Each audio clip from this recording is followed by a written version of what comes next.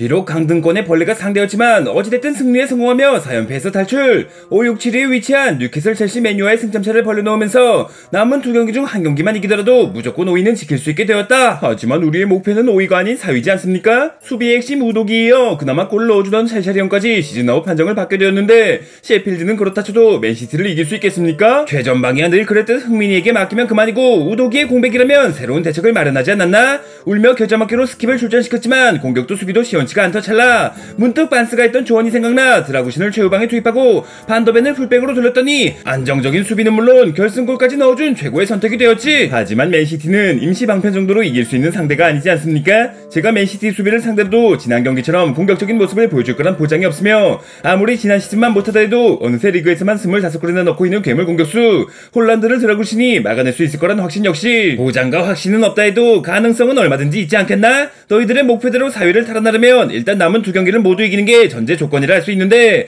홀란드를 넘어 호날두가 공격을 한다 해도 막아낼 수 있어야 하며 카일 워커를 넘어 카일 러너가 수비를 한다 해도 뚫어낼 수 있어야겠지. 지난 4연패 중에 최소 한 경기만 이겼더라면 하는 아쉬움을 지울 수 없지만 어찌됐든 지금으로선 우리가 남은 2경기를 전승으로 마무리하고 아스톤빌라가 남은 2경기를 모두 져버리는 게 토트넘이 챔스에 나갈 수 있는 유일한 경우의 수지 않겠습니까? 맨시티와 아스날 중 한 팀이라도 챔스 결승에 진출했더라면 어부지리로 챔스에 나가는 게 가능했겠지만 현재로선 그게 유일한 방법이라고 할 수 있지. 뭐 우리도 까다로운 경기들을 남겨두고 있다지만 승리가 더 어려운 쪽은 빌라지 않겠나? 클럽 감독님과의 작별을 앞두고 있기에 더욱더 승리가 간절한 리버풀과 리버풀, 웨스트햄, 뉴캐슬을 연달아 꺾은 데 이어 맨유에게 4대0, 울버햄튼에게 3대1 최근 6경기를 5승 1무로 장식하며 강등 탈출 버프를 제대로 보여준 팰리스까지 2경기를 남겨놓고 빌라와의 승점차가 4점이나 되는 토트넘이 행복 회로를 굴릴 수밖에 없게 만드는 끔찍한 일정을 남겨두고 있긴 하죠. 그럼에도 빌라가 강팀이라는 것과 우리보다 유리한 위치에 올라있다는 건 부정할 수 없는 사실이지만 그쪽 사정은 그쪽에게 맡겨놓고 우린 우리 사정에 집중해야 하지 않겠나? 기적같은 일이 벌어지며 챔스 진출에 성공하든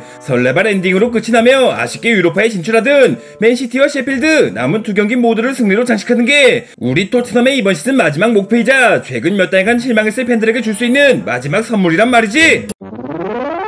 근데 토트넘과 빌라의 승점차가 4점이라고 하지 않으셨습니까? 그럼 빌라가 2경기를 모두 진다는 가정하에 맨시티와 비기고 셰필드에게 이긴다면 따라잡을 수 있는 거 아닌가요? 승점을 따라잡아도 득실차로 인해 5위로 밀려나겠지. 현재 빌라의 득실차는 20점, 토트넘의 득실차는 12점. 우리가 셰필드에게 대승을 거두고 빌라가 2경기 모두 대패를 하지 않은 이상 8점이나 좁히는 건 무리가 있지 않겠어? 뭐 가능성이 아주 없진 않겠지만 행여나 득실차 때문에 챔스 진출에 실패한다면 그것만큼 끔찍한 일도 없겠죠. 하지만 그런 일이 발생한다 해도 일단 따라잡고 봐야겠지. 빌라가 1승이라도 거두는 순간 챔스 진출은 물 건너 가겠지만 다음 시즌 우승을 위해서라도 유로파라도 좋으니 무관에서 탈출하기 위해서라도 남은 2경기에서 최대한 경기력을 끌어올리는 게 너와 내가 해야 할 일이란 말이지. 아스날은 우승을 하니마니 하고 있을 동안 토트넘은 결국 또 챔스가 최대 목표가 돼버렸지만 그럼 챔스 진출의 가능성조차 남아있지 않은 맨유나 첼시는 뭐가 되겠나? 라이벌 구단의 성적이 좋다 해서 너무 자존심 상해할 거 없으며 20개 팀 중에 5등에 올라있다는 유럽 최강 프리미어리그 상위권에 올라있다는 자신감으로 다음 시즌을 준비해야겠지. 어찌됐든 5위를 지키고 4위를 노려보려면 일단 맨시티부터 이겨야 하지 않겠습니까? 흥민이 형께서 자리를 비우셨던 지난 FA컵을 제외하면 홈에서 져본 적이 없는 상대라지만 지난 시즌 우승팀이자 최근 리그 7연승을 기록 중인 맨시티를 상대할 필승법은 준비해 두신 겁니까? 준비해 뒀고 말고 일단 4-2-3-1 포메이션을 바탕으로 흥민이를 원톱에 세우고 라인을 높게 올린 공격적인 전술을 통해 그건 맨시티 맞춤형 필승법이 아니라 그저 우리 토트넘이 시즌 내내 펼쳐왔던 똑같은 전술이지 않습니까? 오래 묵은 와인일수록 그 풍미가 남다르고 오래 묵은 김치일수록 감칠맛이 2배가 된다는 거 알지? 나 포스텍의 4-2-3-1 역시 몇 달간의 과도기를 지나 지난 번리전 승리를 통해 다시 한번 날카로움을 장착했으니 맨시티의 과르디올라가 어디 보통 감독입니까? 뉴캐슬의 에디아우, 아스날의 아르테타, 리버풀의 클럽은 물론 첼시의 포체치노마저도 파괴했던 전술인데 펫박이라면 흥민이 형이 어디로 움직일지를 넘어 누가 흥민이 형한테 패스를 할지 흥민이 형이 어느 발로 슈팅을 할지 심지어 흥민이 형이 그날 무슨 색 반스를 입을지까지 훤히 꿰뚫어보고 있지 않겠습니까? 그렇다고 이제 와서 해본 적도 없는 수비축구를 한다거나 메디슨 자네의 폼이 예전 같지 않은 걸 뻔히 알면서도 중앙으로 패턴을 바꿀 수 있겠나? 심지어 핵심 선수들의 줄부상으로 인해 포메이션의 변경도 어려운 상황이거늘 결국 또 며칠 동안 행복해로만 굴리다가 맨시티한테 뒤지게 얻어맞고 유로파 엔딩일 거란 말씀이시군요. 유로파 엔딩이면 다행이지. 그래도 셰필드만큼은 이길 테지 하며 똑같은 전술로 나왔다가 2연패로 맨유, 첼시, 뉴캐슬에게 5, 6, 7위를 내어주고 컨퍼런스도 못 나갈 가능성도 아주 없진 않지 않겠나? 내 전술을 탓하기 전에 니들 폼부터 돌아보지. 초반에만 반짝하고 부상 이후에 지극히 평범해져버린 제임스 마데카솔.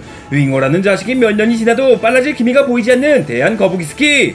니들이 맡은 역할만 제대로 했어도 이미 챔스 진출은 확정이었다는 거 몰라? 그만 우리끼리 싸워봤자 다른 팀 좋은 일만 시키는 꼴이지 않겠습니까? 현재로선 새로운 에이스의 등장도 경기력을 끌어올릴 새로운 전술을 찾기도 어려운 상태지만 그럼에도 불구하고 저 손흥민이 있지 않습니까? 필승법이 없다면 제가 직접 필승법이 되어 늘 그랬듯 맨시티의 승점을 약탈해 올 테니 다들 해보기도 전에 포기하지 말고 마지막까지 최선을 다한다면 기적의 여신이 우리 토트넘의 손을 들어주며 우리가 원하던 마무리를 이뤄낼 수 있을 겁니다.